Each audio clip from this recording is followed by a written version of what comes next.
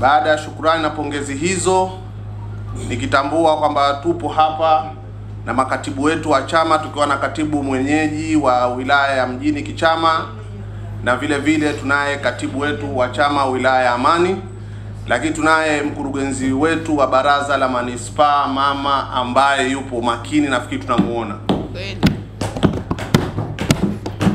Kama utaratibu ulivyo, nakupongeza sana mstahiki meya kwa kuteuliwa na kuchaguliwa, na vile vile leo kupigwa kura za ndio kwa 91.6%.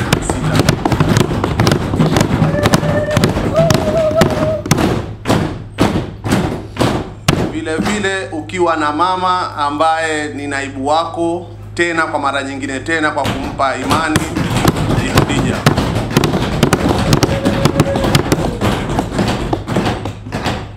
Kama ulivyo utaratibu, tunamsubiri hakimu wa mkoa kuja kuwaapisha tena. Baada ya kuwaapisha, tutawapa wao nafasi za kuongea na kushukuru, na hapo vile vile watakabidhiana. Atakwepo na mstahiki meya ambaye muda wake umemaliza, na yeye atakuja atapata machache, lakini baada ya hapo pia mheshimiwa mkuu wa wilaya na yeye atafika kuja kuongea machache, na naamini baada ya hapo mkurugenzi akiwa ni katibu wa baraza hili mtaendelea na kikao chenu cha mwanzo, ambayo hiyo itakuwa ni historia, na sisi upande wa serikali chama tutakuwepo kuangalia na kuhudhuria kikao cha mwanzo, tukiwa tunaanza wenyewe wanasema tonyonyo, tunawasha gari.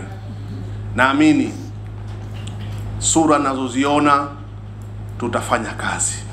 Naamini mabadiliko makubwa tunategemea katika baraza letu la manispaa, na mimi nikiwa ni mtendaji mkuu wa wilaya hii, na kuambia hidini, maana najua huko mbele maybe sitopata na fursa, nitakupeni mashirikiano na tutafanya kazi. Na mimi nikiwa na majembe yangu waheshimiwa masheha, tutafanya kazi na tutaongeza mashirikiano baina ya waheshimiwa madiwani na waheshimiwa masheha.